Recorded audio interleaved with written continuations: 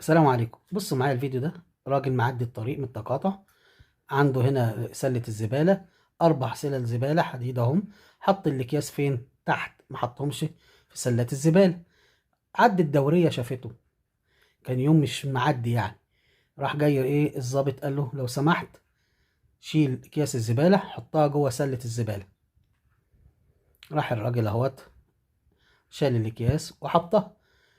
الموضوع كده خلص؟ لا، ما خلص. طب ما ايه اللي حصل؟